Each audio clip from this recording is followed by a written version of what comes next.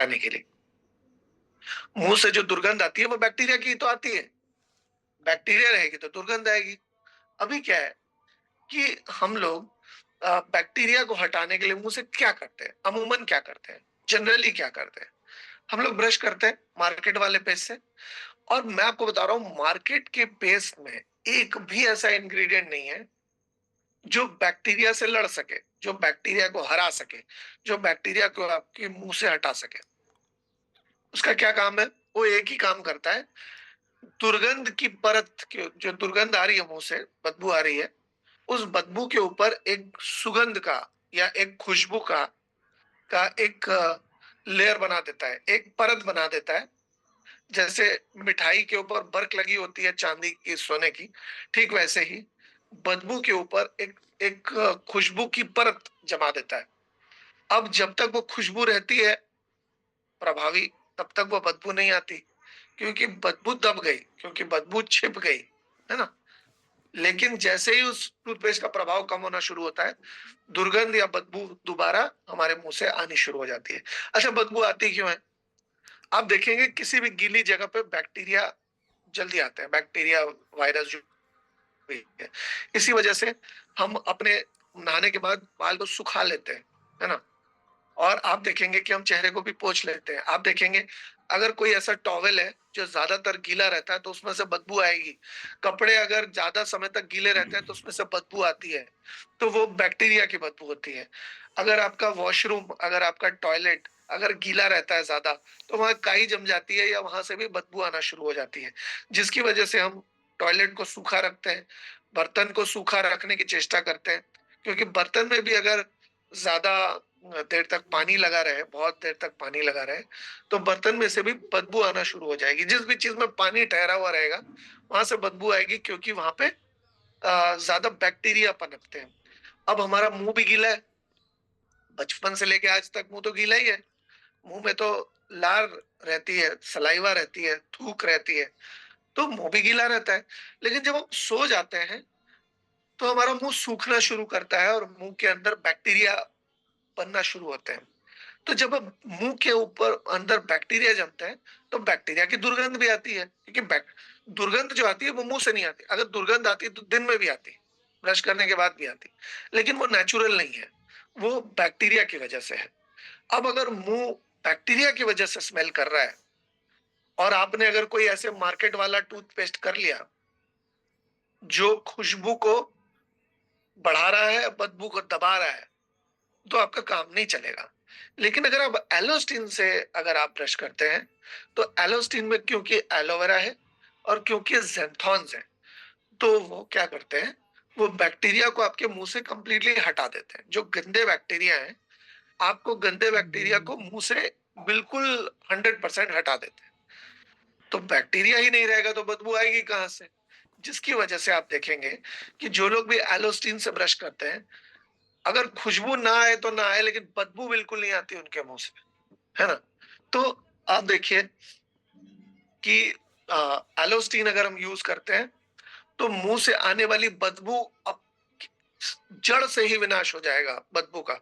लेकिन मार्केट में टूथपेस्ट चाहे जितने भी महंगे बिके या सस्ते बिके, वो आपका ये साफ करने वाला काम तो करेंगे ही नहीं, क्योंकि आपके मुंह में बदबू आती है बैक्टीरिया से। इनफैक्ट मैं आपको बताऊं कि जब मुंह ज्यादा समय तक गंदा होता है और बैक्टीरिया होती है ज्यादा मुंह के अंदर, तभी दांत के कीड़े लगना, दांत में अलग अलग तरह की समस्या, वो भी बैक्टीरिया की वजह से ही पैदा होती है। धीरे धीरे धीरे धीरे लंबे समय तक साफ आपने नहीं किया या सही से साफ नहीं किया, सही से ब्रश नहीं किया, तो लंबे समय में दांत की अलग अलग अलग अलग तरह की प्रॉब्लम्स हो जाती है। लेकिन अगर आप एलोस्टीन वाले टूथ एलो एलोवेरा और ज़ेंथॉन वाले टूथपेस्ट से अगर आप ब्रश करेंगे, इससे क्या फायदा होगा? फायदा ये होगा कि बैक्टीरिया तो मुंह से चली जाएगी, और जहां रहेगी गंदगी वहां रहेंगे कीटाणु, जहां रहेंगे कीटाणु वहां आज नहीं तो कल चल के बीमारी जरूर आएगी। यानी कि अगर आप मुंह में कीटाणु रहते हैं, गंदगी रहती है, तो बीमारी आज नहीं तो कल जरूर आएगी दांत से रिलेटेड। तो अगर आप साफ कर लेते हैं दांत को, साफ करने से क्या है कि कीटाणु कमजोर पड़ जाएंगे, और कीटाणु कमजोर पड़ जाएंगे तो बीमारी भी कमजोर पड़ जाएगी। अगर दांत में ऑलरेडी आपके छेद है, कैविटी है, कीड़े हैं, कैविटी को कीड़ा ही कहते हैं, गैंगिवाइटिस है, पीरियडोंटाइटिस है। ऐसी दांत की बहुत सारी अलग अलग तरह की समस्या होती है। मसूड़ा दांत को छोड़ देता है, या कीड़े पड़ जाते हैं, या दांत में चबाने में दिक्कत होती है, सेंसिटिविटी होती है, दांत में प्लाक जम जाती है, पीली पीली परत जम जाती है। तो ऐसी और भी बहुत सारी तरह की समस्या होती है। बैक्टीरिया की वजह से ही इसका आविर्भाव होता है, बैक्टीरिया की वजह से इसका जन्म होता है। तो आप अगर एलोस्टीन से ब्रश करते हैं, तो उसका उसकी जो जड़ है बैक्टीरिया, उस बैक्टीरिया को ही भगा देता है। तो ना रहेगा बैक्टीरिया, ना आएगी बदबू, ना रहेगा बैक्टीरिया, ना आएगी कैविटी, ना रहेगा बैक्टीरिया, ना आएगी अलग अलग तरह की दांतों की समस्या। तो जब बैक्टीरिया को हटा दिया तो प्रॉब्लम ही सॉल्व हो गई, है ना। दूसरी बात, ये मैंने आपको विस्तार में बताया। आप अगर संक्षिप्त में बताना चाहें तो आप उनको ये बताएं कि हम लोग ब्रश करते हैं बैक्टीरिया को मुंह से हटाने के लिए, लेकिन क्या आपने कभी सोचा है कि आपके टूथपेस्ट में ऐसा कुछ भी है जो बैक्टीरिया के ऊपर काम करता है? मैं बता रहा हूँ कि नहीं करता है। आप चाहें तो आप अपना पेस्ट निकाल के उसके इंग्रेडिएंट गूगल में डाल के देख लीजिए।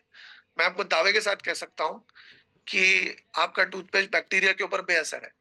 अगर आप सच में बैक्टीरिया से लड़ना चाहते हैं तो मेरे पास उसका एक विकल्प है, आप कहेंगे तो मैं बताऊंगा। आप हमेशा किसी को कहिए कि आप कहेंगे तो मैं बताऊंगा, आप उसके ऊपर थोपिए मत। आप जब किसी को कहते हैं कि मैं आप कहेंगे तो मैं बताऊंगा, तो हम सामने वाले के ऊपर चॉइस दे रहे हैं कि आप पूछेंगे तो ही बताऊंगा मैं। यानी कि हम सामने वाले को अंदर से फूटने का एक मौका दे रहे हैं। हम चेष्टा कर रहे हैं कि उनके अंदर इच्छा पैदा हुई है या नहीं हुई है, ये जानना चाहते हैं। क्योंकि अगर वो इच्छा पैदा हुई है तो वो कहेगा हाँ बताइए। जब वो कहेगा बताइए तो फिर हम बताएंगे, क्योंकि उसने पूछा है इसलिए हम बता रहे हैं। हम कोई जोर जबरदस्ती तो कर नहीं रहे किसी के साथ। तो हम इस तरह से कर सकते हैं। अगर हम इस तरह से पूछें कि अगर मेरे पास तो एक बहुत बढ़िया तरकीब है, बहुत बढ़िया उपाय है, आप कहेंगे तो मैं बताऊं। अभी तक आपने नीड कितनी अच्छी क्रिएट की है, ये टेस्ट हो जाएगा। आप जब ये पूछते हैं कि आप कहेंगे तो मैं बताऊंगा, अगर आपने सही तरीके से ग्रेविटी बिल्ड की है, सही तरीके से भूमिका बनाई है, तो सामने वाले को कहना चाहिए कि हाँ बताइए। लेकिन अगर आपने अभी तक ग्रेविटी या भूमिका सही तरीके से नहीं बनाई है, तो सामने वाला हाँ ना कुछ कहेगा नहीं। तो आप समझ जाइए कि अभी तक आपने सही तरीके से भूमिका बनाना नहीं सीखा है ना। आप जैसे किसी से भी बात करने के दौरान आप उनसे पूछ सकते हैं, अच्छा आप ही बताइए मुंह में से दुर्गंध आती क्यों है? तो वो कहेगा मुझे पता नहीं क्यों आती है। बोले मैं बताता हूँ आपको क्यों आती है। गीला है, मुंह तो गीला है, और गीले मुंह में बैक्टीरिया होते हैं, बैक्टीरिया की दुर्गंध आती है। ठीक है। अब हम आप जो टूथपेस्ट यूज करते हैं वो तो खुशबू वाला पेस्ट है, तो उस खुशबू वाले पेस्ट से तो बदबू दब जाती है, लेकिन खत्म नहीं होती, बैक्टीरिया खत्म नहीं होते। बदबू सिर्फ दब जाती है, बदबू के ऊपर खुशबू का परफ्यूम डाल देते हैं बस। बैक्टीरिया अभी भी वहां है, लेकिन उसका प्रभाव खुशबू के प्रभाव में कम हो गया है। लेकिन आप जब उसके बारे में जान जाएंगे ना, तो आपको कभी भी दांत की कोई समस्या होगी नहीं, मैं बता रहा हूँ। तो इस तरीके से अगर आप बोलेंगे तो सामने वाला सुनना चाहेगा, सामने वाला जानना चाहेगा। ठीक है। इसके अलावा क्या, ये तो एक तरीका हुआ, ऐसे और भी बहुत सारे तरीके हैं। अगर आप उनको कहेंगे कि देखिए किसी भी सामान में जो सबसे पहले नंबर पे लिखा रहता है वो सबसे ज्यादा क्वांटिटी में उस प्रोडक्ट के अंदर होता है। ये हमारा नियम है, इंडिया का नियम है कि जो सबसे ज्यादा डाला है आपने वो पहले नंबर के इंग्रेडिएंट में लिखिए, जो उसके बाद सबसे ज्यादा है वो दूसरे नंबर पे, और जो सबसे कम डाला है वो लास्ट में लिखिए। तो इंग्रेडिएंट की लिस्ट में आपको जो पहले नंबर पे है वही सबसे ज्यादा है प्रोडक्ट के अंदर। ठीक है। अब आपके टूथपेस्ट के अंदर सबसे ज्यादा क्या है? वो चीज है कैल्शियम कार्बोनेट, जिसका हिंदी में या शाब्दिक मतलब इसको नॉर्मल हिंदी में कहें तो वो चौक या चूना है। तो आप जब वो लेकर आते हैं तो आप ज्यादा से ज्यादा चूना खरीदते हैं, चूना लगाते हैं। तो आपको क्या लगा? चूना। तो जब आप चूना खरीद रहे हैं और चूना लगा रहे हैं तो आपको भी तो चूना ही लगेगा ना। चूना तो कोई मुंह में रगड़ने की चीज है नहीं, और चूना कोई 80 रुपए का 100 ग्राम 200 ग्राम आता भी नहीं है ना। चूने की क्या प्रवृत्ति होती है? चूने की प्रवृत्ति होती है फाड़ने की, घिसने की, रगड़ने की। तो अगर मुंह में चूना लगा रहे हैं तो दांत का जो एनामेल है, दांत मसूड़े जो है, दांत का जो ऊपरी सतह है वो तो घिसेगी। आप देखिए कि अगर बर्तन बर्तन धोते हैं ना, वो लोहे के उससे जाली होती है स्टील की, जाली से रगड़ते हैं। तो रगड़ने के बाद जब बर्तन धुल जाता है तो आप देखेंगे निशान पड़ जाते हैं, थाली के ऊपर या तवे के ऊपर निशान पड़ जाते हैं। आप जब कैल्शियम कार्बोनेट वाले मंजन से रगड़ते हैं ना दांत को, तो दांत के ऊपर भी निशान पड़ जाते हैं, दांत के ऊपर भी घिसने के निशान पड़ जाते हैं। लेकिन क्योंकि दांत सफेद है, इस वजह से नजर नहीं आते। अगर आप सही तरीके से देखेंगे या मैग्नीफाइंग ग्लास से देखेंगे, तो आप देखेंगे घिसने के निशान पड़ जाते हैं। जैसे आपके तवे के ऊपर पड़ते हैं, ठीक वैसे ही आपके दांत के ऊपर भी पड़ते हैं। और अगर वो घिसने के निशान पड़े, तो सेंसिटिविटी तो होनी है, पक्का है। आपके दांत पीला पड़ना दांत का तो पक्का है, कीड़ा होना दांत का पक्का है। हाँ, समय की बात है, अब टाइम बॉम्ब पे बैठे हैं, कभी भी फट सकता है। वो 2 महीने में फटेगा, 2 साल में फटना निश्चित है। तो हमारे पास एक ऐसा उपाय है जिसमें कैल्शियम कार्बोनेट या सोडियम लॉरेल सल्फेट के बिना भी आप अपने दांत को एक कंप्लीट प्रोटेक्शन दे सकते हैं। अगर आप कहेंगे तो मैं आपको बताता हूँ। आपने पहले उनको ये बता दिया कि आप डेंजर जोन में हैं, फिर आपने उन्हें बताया कि मैं आपको डेंजर जोन से बचा सकता हूँ। ठीक है, आपने बताया सबसे पहले कि आप डेंजर जोन में हैं, फिर आपने बताया कि मैं आपको डेंजर जोन से बचा सकता हूँ। अब सामने वाले के मन में अगर खलबली ना मचे तो आपका बताना बेकार है।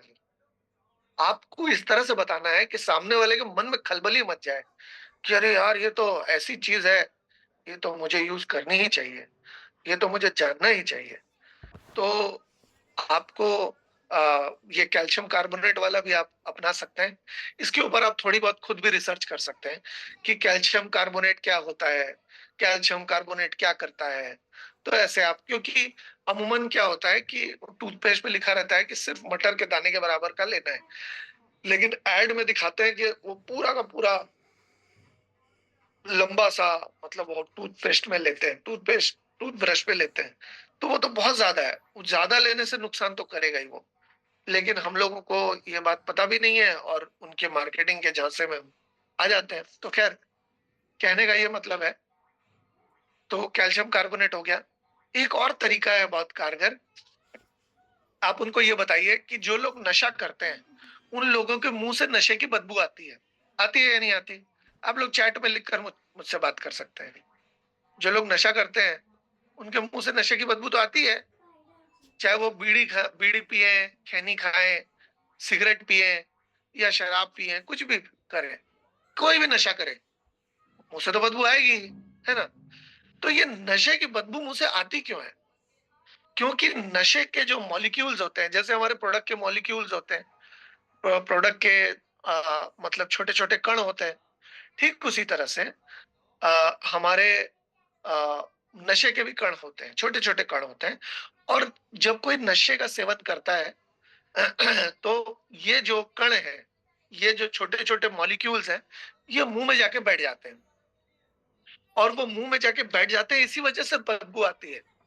अब वो चाहे वो किसी भी तरह का निकोटीन हो, कोई गुड़ाकू लेता हो, कोई वो दातून, मतलब वो जो नशे वाला मंजन होता है ना, लाल लाल रंग का, कुछ लोग वो करते हैं, कुछ लोग खैनी खाते हैं, कुछ लोग सिगरेट पीते हैं, कुछ लोग गुटखा खाते हैं। ऐसे अलग अलग लोग अलग अलग मसाला खाते हैं, जो भी। तो कहने का ये मतलब है कि अलग अलग लोग अलग अलग चीज यूज करते हैं, और उसकी वजह से उनके मुंह में जो निकोटीन है या जो नशीला पदार्थ है, उस नशे के अवशेष उनके मुंह में रहते हैं। ठीक है, अब ये जो नशे का अवशेष है, ये अगर लंबे समय तक मुंह में रहे तो मुंह का कैंसर भी कर सकता है। आपने देखा होगा टीवी पे या बहुत सारी जगहों पे कि मुंह का कैंसर हुआ और मुंह कट के बाहर निकाल निकल गया। तो नशा करने पर ये असुविधा होती है, लोगों को मुंह से हाथ गंवाना पड़ता है, मतलब हाथ धोना पड़ता है।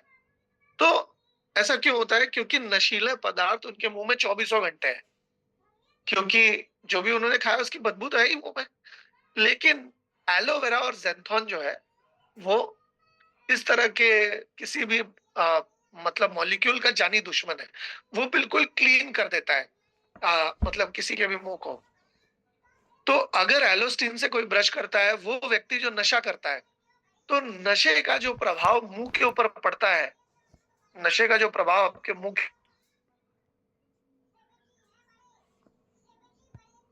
निकोटीन नहीं ठहरेगा तो निकोटीन के ठहरने की वजह से जो नुकसान होता है वो भी नहीं होगा, है ना? समझ रहे हैं? तो यही बात है कि एलोस्टिन अगर कोई यूज करता है तो जो नुकसान पहुंच रहा है नशे से होने वाला नुकसान, उससे भी कोई बच सकता है। आप देखेंगे कि कोई नशा कर रहा है, तो आप उनको बोलेंगे कि नशा करने के बहुत देर बाद तक आपका मुंह में बदबू होती है ना, तो कहेगा हाँ बदबू तो होती है, तो क्या हुआ? बोले वो एक्चुअली नशे के कण है। जैसे कोई खैनी ऐसे ऐसे करेगा तो आपको उसके उसकी दुर्गंध आएगी ना, खैनी की बदबू आएगी, खैनी की गंध तो आएगी ना, क्योंकि उसने ऐसा किया तो हवा में जो उसके छोटे छोटे कण है वो उड़ रहे हैं, और वो उड़ रहे हैं, वो आपके नाक में जा रहे हैं, उसकी उसकी दुर्गंध आपको आ रही है। ठीक उसी तरह से वो जो छोटे छोटे मॉलिक्यूल्स हैं, जैसे हम इम्यूजेंट आपने लिया होगा तो आप देखेंगे एक महीन पाउडर उड़ रहा है। काढ़ायु भी आप लेंगे तो आप देखेंगे एक बारीक सा पाउडर बाहर की तरफ उड़ेगा। तो इसी तरह का खैनी में भी होता है, बारीक पाउडर। तो ये बारीक पाउडर जब उनके मुंह में चारों तरफ जाके बैठ जाता है, तो वो आपको नुकसान करने के लिए काफी है।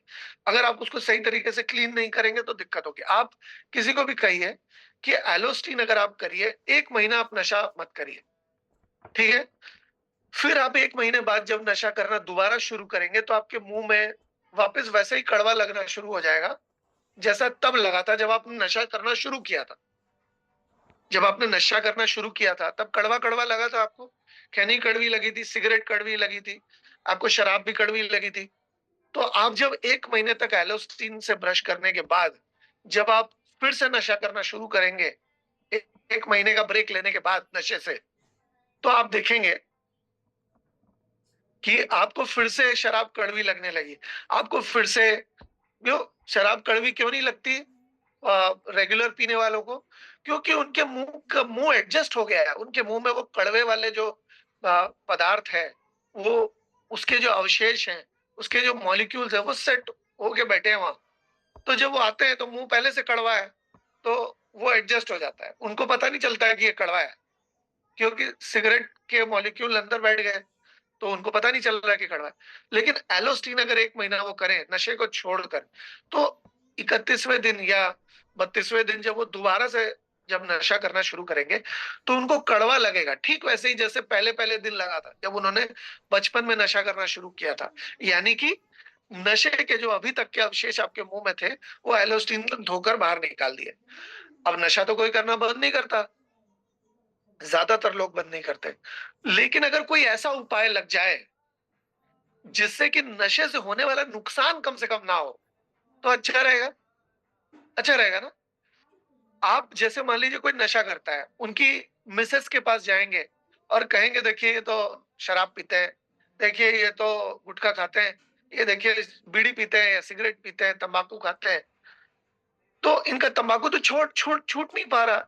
तो आप क्या कुछ ऐसा जानना चाहेंगे जिससे कि इनके नशे से होने वाला नुकसान से कम ये बच जाए?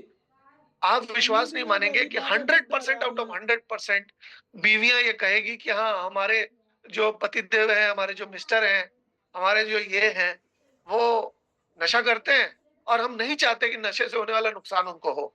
अगर आप उनको ये सोल्यूशन देंगे कि मेरे पास एक चीज है जिससे उनको नशे से होने वाले नुकसान से वो बच सकते हैं, कम से कम मुंह में तो बच ही सकते हैं, अंदर तो होगा जो होगा, क्या कुछ कर नहीं सकते, उसका उपाय आगे चल के बताते हैं। तो ये जो एंटीऑक्सीडेंट है ये मुंह को कम से कम सुरक्षित रखेगा। आपको क्या लगता है वो जो हस्बैंड मतलब वो जो वाइफ है, वो कभी भी आपके प्रोडक्ट मतलब हमारे प्रोडक्ट को लेने से मना करेगी क्या? कभी भी करेगी क्या?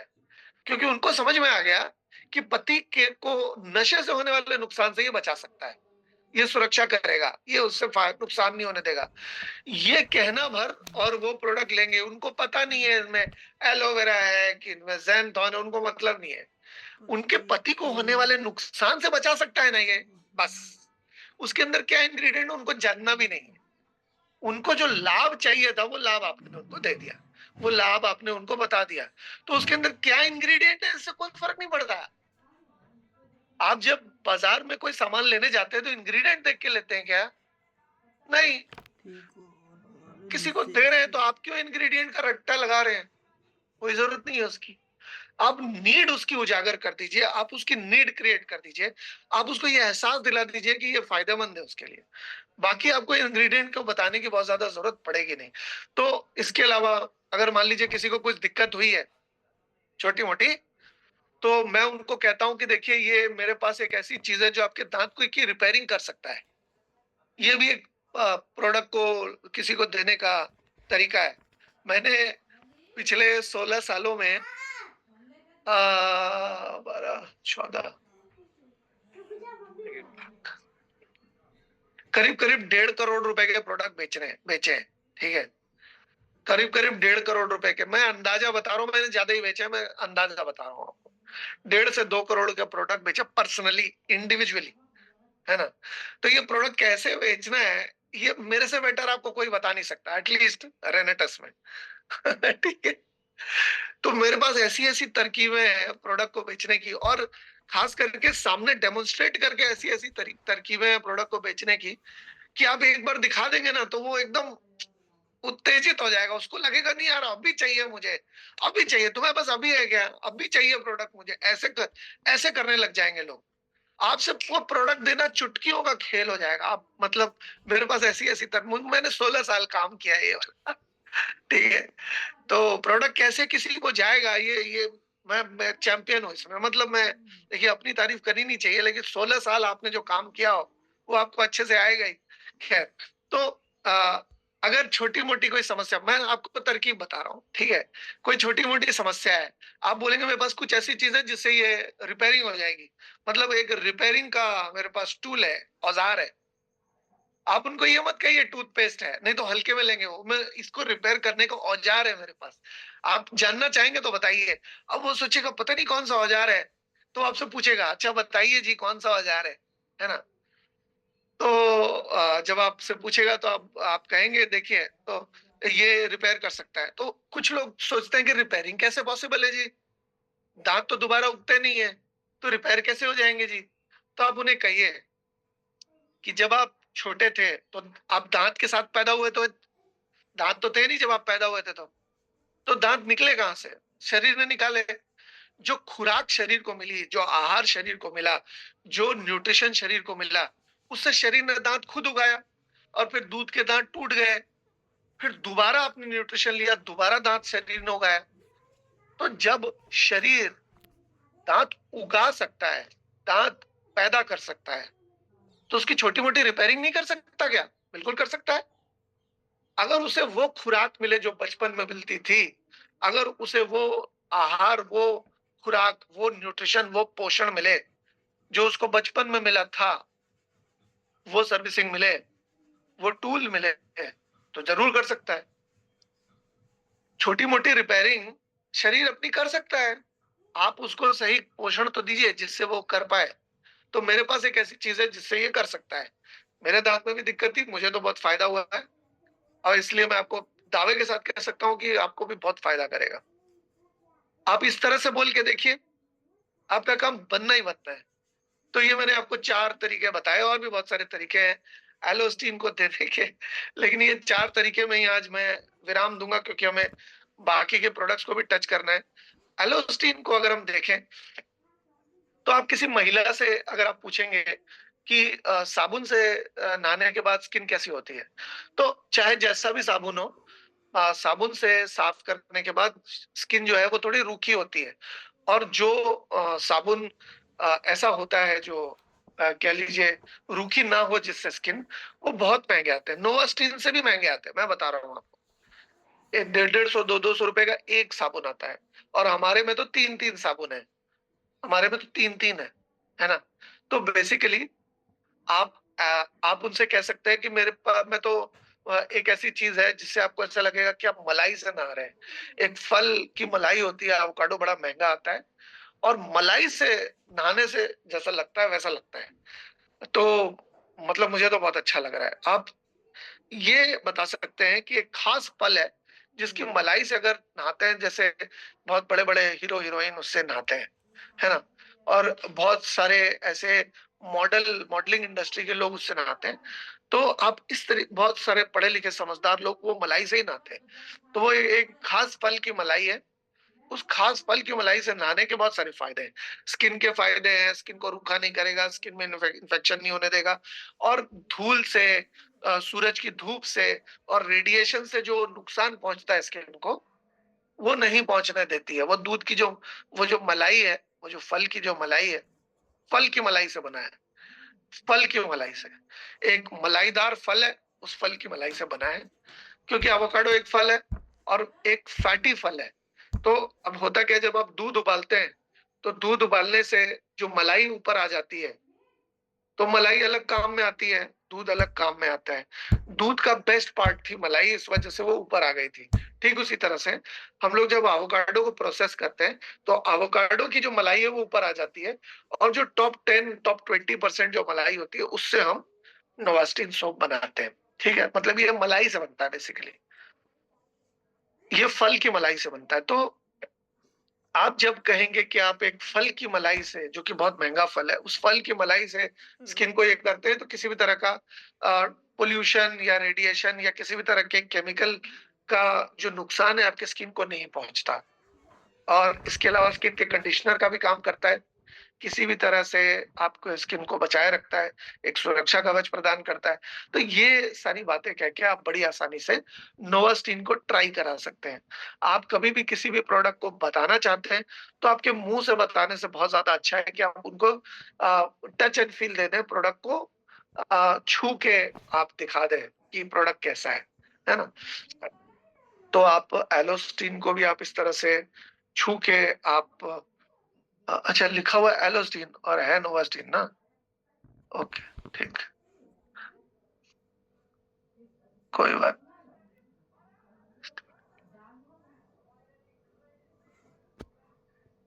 पूछिए रोग क्यों होते हैं आपको मैं आपसे पूछता हूँ, रोग क्यों होते हैं पता है क्या? आप लोग चैट में लिखकर बताइए रोग क्यों होते हैं, किसी को भी। रोग क्यों होते हैं?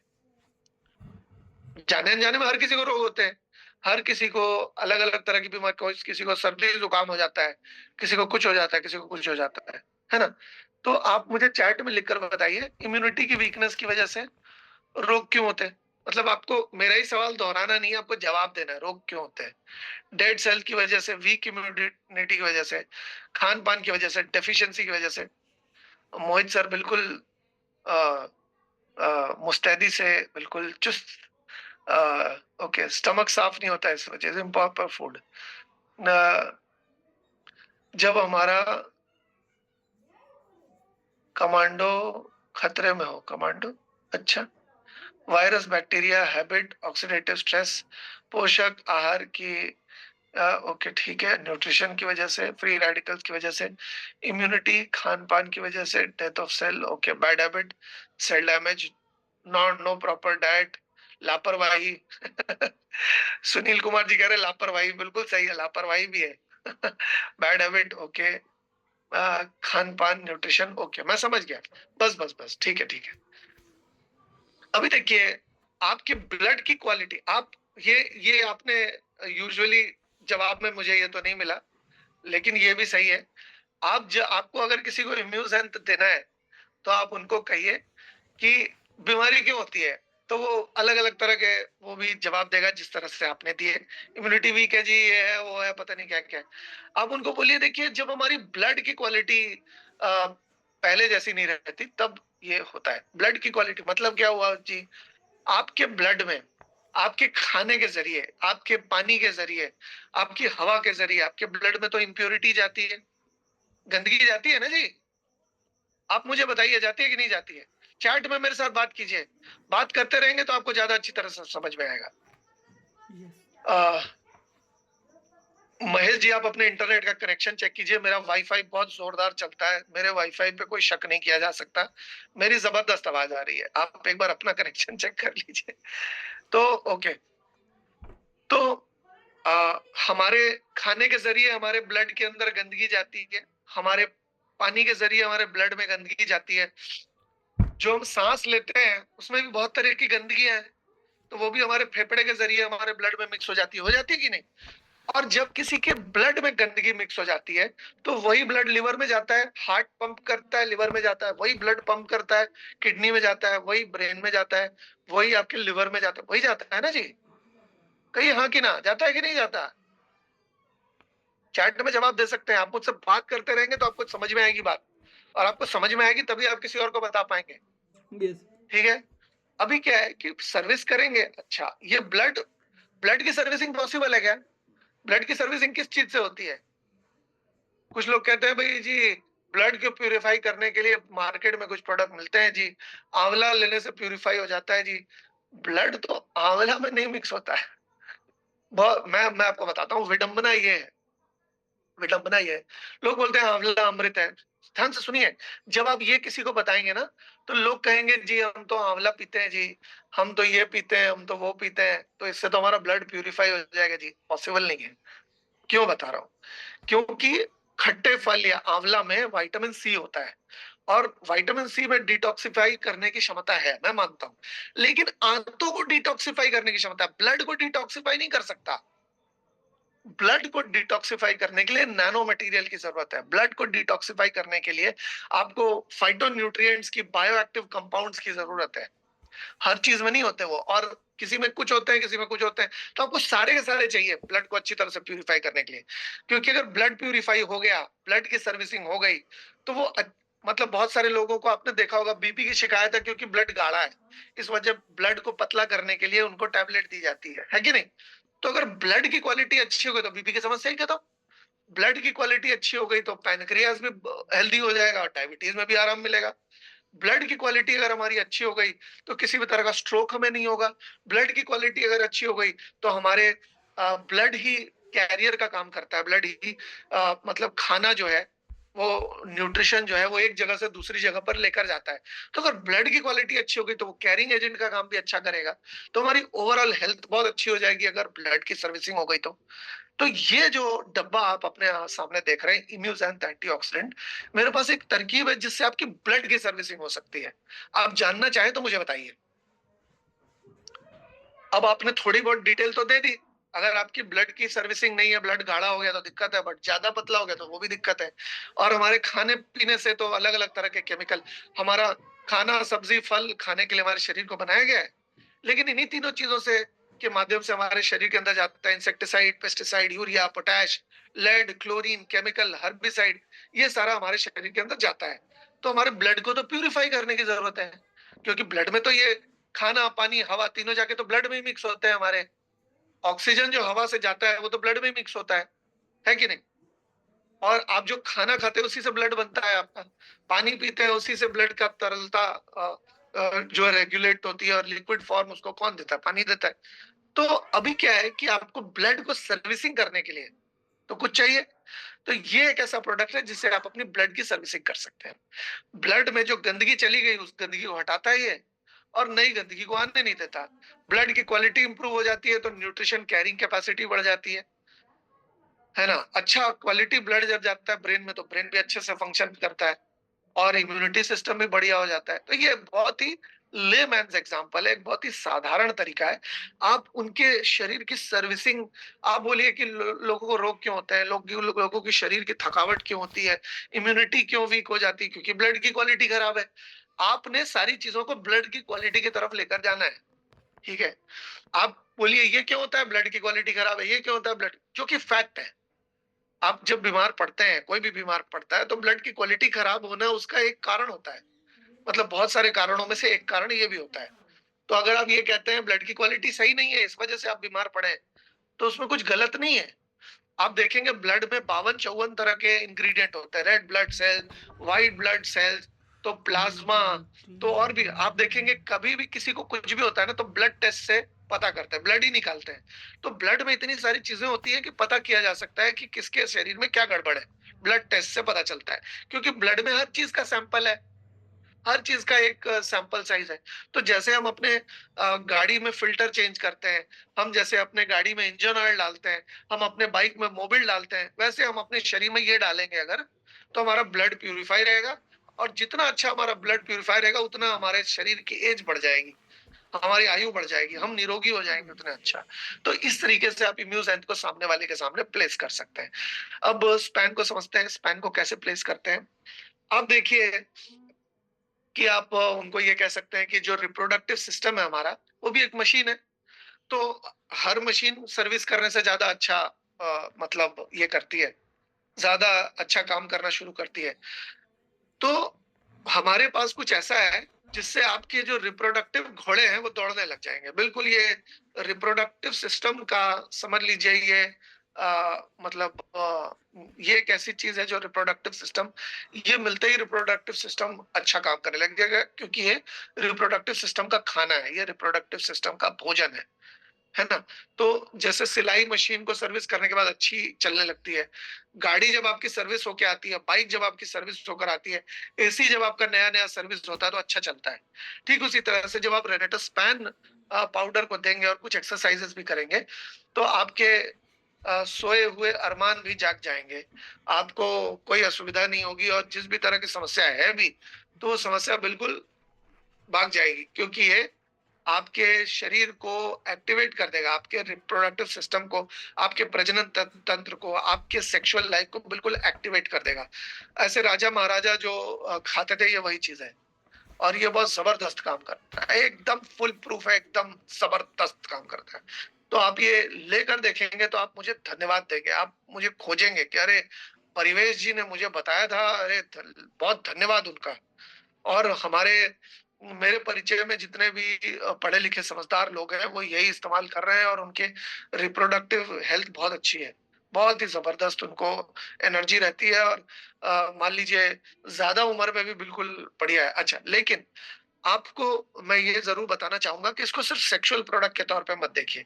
जब हम काजू, बादाम, पिस्ता खाते हैं तो पूरे शरीर में लगता है। जब हम दूध पीते हैं तो उसका फ़ायदा पूरे शरीर में होता है। ठीक उसी तरह से जब हम स्पैन लेते हैं, स्पैन पाउडर लेते हैं तो उसका फ़ायदा भी पूरे शरीर में होता है, आँखों में भी फ़ायदा होता है।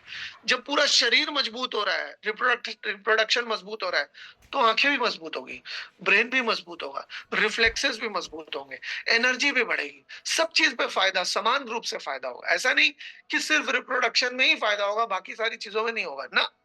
आपको हाजमा भी आपका बेहतर हो जाएगा, आपकी आईसाइट भी बेहतर हो सकती है, आपका ब्रेन फंक्शन भी बेहतर हो सकता है, आपका पैनक्रियाज भी बेहतर हो सकता है, आपका लिवर भी बेहतर हो सकता है, आपका किडनी भी बेहतर हो सकती है।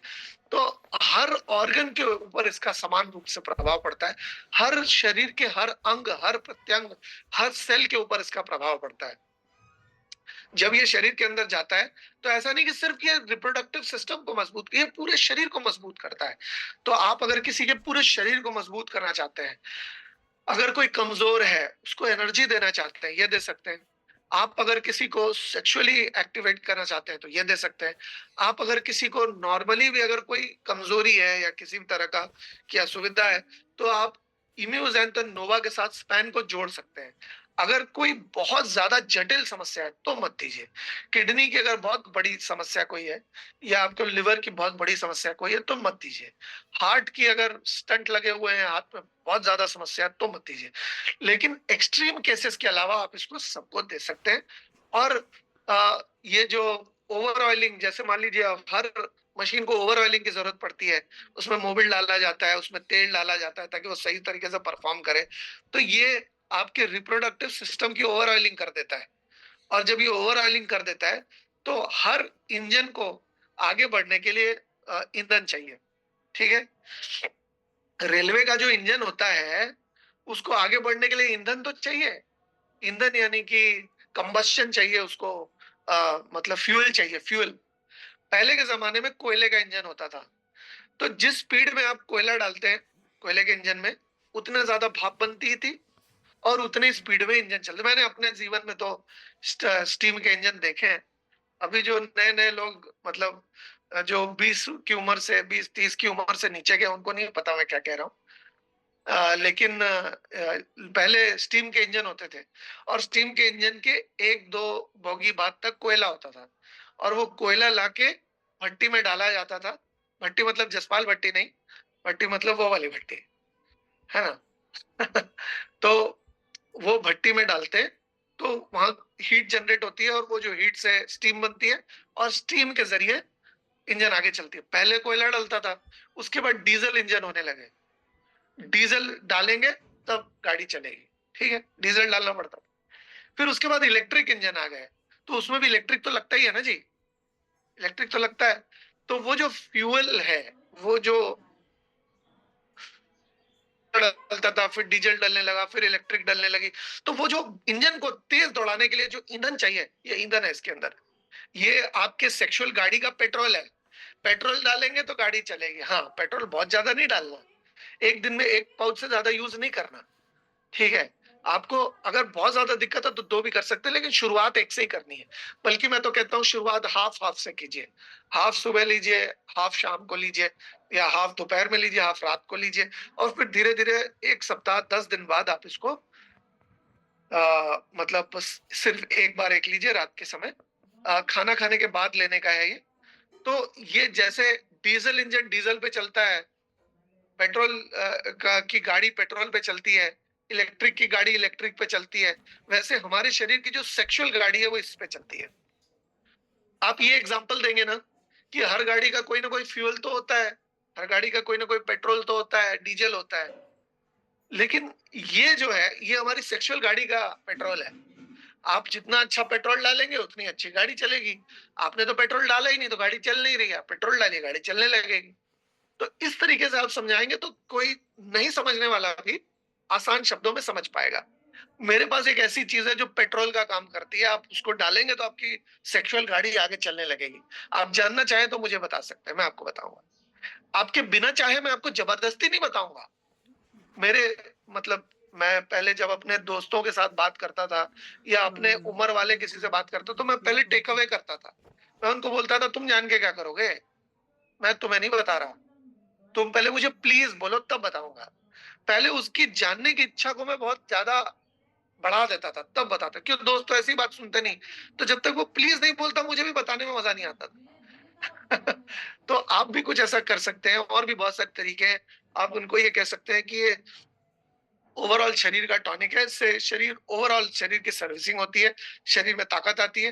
पहले राजा महाराजा जो यूज करते थे और जो तलवार चलाते थे, बहुत बड़ी तलवार होती थी और वो सारा दिन लड़ाई करते थे, फिर अगले दिन फिर से लड़ाई करने चले जाते थे, क्योंकि युद्ध तो बहुत लंबे चलते थे कभी कभी। तो वो जो चीज थी जिससे उनके शरीर में वो ताकत आती थी वो है ये।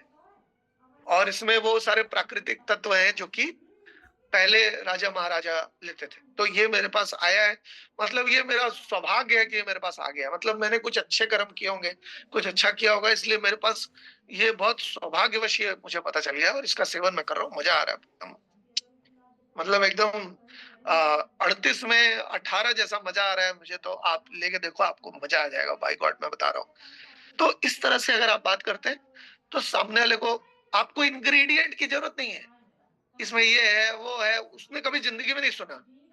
अब आप सुनिए, अकर करा आपने क्या पहले कभी सुना था? रेनेटस के पहले बहुत कम लोग होंगे जिन्होंने अकर करा सुना हुआ पहले कभी। आत्मगुप्ता, मैंने कभी आत्मगुप्ता नहीं सुना था इसके पहले कभी। है ना? जबकि मैं न्यूट्रिशन इंडस्ट्री में ही हूँ। ऐसे बहुत सारी ऐसी प्राकृतिक वनस्पतियां हैं जो आपने आज तक नहीं सुनी। तो जब आप इनके बारे में किसी को बताएंगे तो उनको पता ही नहीं है, तो उनको आपको इंग्रेडिएंट समझाना कोई लाभ भी नहीं है। इंग्रेडिएंट के बिना आप उनकी नीड जनरेशन कीजिए, उनकी नीड को उजागर करिए, है ना? तो ये स्पैन की भी बात हो गई। अब हम अपने नोवा के ऊपर चलते हैं और नोवा की बात करते हैं। अभी आप देखिए कि अच्छा, ओके, हमारा टाइम थोड़ा सा ओवर हो गया। हम संक्षिप्त में नोवा के बारे में बात करेंगे। सबसे पहले नोवा का मूल तौर पे 3 काम है। सबसे पहले सफाई करना, उसके बाद पोषण देना और उसके बाद इम्यूनिटी सिस्टम को बढ़िया करना। हमारे जो सफाई करने का प्रोसेस है, आप देखेंगे कि दिवाली में घर में सफाई लंबे समय तक होती है और डेली साफ करने के बाद बावजूद भी बहुत कचरा निकलता है। हम डेली ब्रश करते हैं लेकिन फिर भी अगले दिन मुंह गंदा हो जाता है, फिर ब्रश करने की जरूरत पड़ती है। और जो मुंह गंदा हो रहा है, खाना जिस रास्ते से अंदर जा रहा है वो गंदा हो रहा है, तो अंदर का भी गंदा होगा। तो हमें नोवा लेने की जरूरत है, जिससे कि जिसके जरिए हमारे शरीर के अंदर भी एंटीऑक्सीडेंट का प्रभाव पड़ पाए। जो चीज एलोस्टीन में मैंने बताई थी वही चीज आप यहाँ भी इस्तेमाल कर सकते हैं कि एलोस्टीन में तो सिर्फ मुंह तक ही एंटीऑक्सीडेंट जाता है, लेकिन नोवा नोवा से अंदर भी एंटीऑक्सीडेंट जाता है और उस नशे से होने वाले नुकसान को होने से रोकता है। और आपके शरीर को जो मल्टी मिनरल मल्टी विटामिन चाहिए वो प्रदान करता है। आपके शरीर का हाजमा बेहतर करता है, डाइजेशन बढ़िया होता है, इम्यूनिटी सिस्टम बढ़िया होता है और आपको पोषण मिलता है। क्योंकि हमारे शरीर को काफी सारी चीजें चाहिए। हमारे शरीर को मिनरल चाहिए, जैसे कि iron, iodine, magnesium, manganese, chromium, calcium, sodium, potassium, selenium, बहुत सारे ऐसे मिनरल्स चाहिए। अभी हमने कुछ दिन पहले मिनरल्स की एक ट्रेनिंग भी की थी सुबह 8 बजे के सेशन में। बहुत जबरदस्त ट्रेनिंग थी। मतलब मेरे पास तो कम से कम 30-40 मैसेज आए कि वो ट्रेनिंग दोबारा से करवाई है, कि मिनरल्स का क्या रोल है हमारे बॉडी पे। रवि सर ने की थी वो ट्रेनिंग, बहुत ही उम्दा ट्रेनिंग थी। मैंने भी ऐसी ट्रेनिंग कभी नहीं देखी। तो ये जो मिनरल्स हैं वो आपके शरीर को मिलते हैं, और आपका शरीर जो है वो डिटॉक्सिफाई करता है सबसे पहले, उसके बाद ही पोषण देता है। इसके अलावा इसमें हर तरह के विटामिन्स होते हैं, vitamin A, vitamin B, vitamin B में B 1, B 2, B 3, B 6, B 12, ये सारे, इसके अलावा vitamin C, vitamin D, vitamin K, vitamin, ये जितने भी तरह के विटामिन होते हैं वो सारे के सारे इसके अंदर होते हैं। अलग अलग अलग अलग इंग्रेडिएंट में अलग अलग विटामिन होते हैं जो कि शरीर को मजबूत बनाते हैं। तो ये पोषण मिल गया, डिटॉक्सिफाई हो गया शरीर। उसके बाद इम्यूनिटी सिस्टम को मजबूत बनाते हैं, वज्र की तरह मजबूत बन जाता है इम्यूनिटी सिस्टम, ताकि कुछ भी आए तो कुछ भी ना हो, कोई भी दिक्कत ना आए। जब तक आप बिल्कुल बदपरहेजी नहीं कर लेते तब तक आपकी तबीयत खराब होती नहीं है। तो ये रेनेडस नोवा को इस तरह से आप बेच सकते हैं कि आपके शरीर को साफ भी करना है, पोषण भी देना है, और इम्यूनिटी भी मजबूत करनी है। ये 3 चीज आप नोवा से कर सकते हैं। और भी आप कुछ कुछ चीजें हैं जो कि बता सकते हैं। तो आज क्योंकि मैंने आपको बाकी के प्रोडक्ट्स के बारे में ज़्यादा डिटेल में बताया, इस वजह से नोवा के बारे में नहीं बता रहा हूँ। नोवा के बारे में ज़्यादातर हम पिछले 6 साल से नोवा के बारे में बात करते आ रहे हैं। इस वजह से नोवा को आज मैंने बहुत डिटेल में कवर नहीं किया है। अ, आशा करता हूँ कि आज जो आपने सीखा है, जाना है, उसको आप इम्प्लीमेंट करेंगे, और इम्प्लीमेंट करके आप अपने बिज़नेस को तेज़ी से आगे बढ़ाएँगे। क्या मैं आज के सेशन को यहीं विराम दे रहा हूँ। Over to the host. आप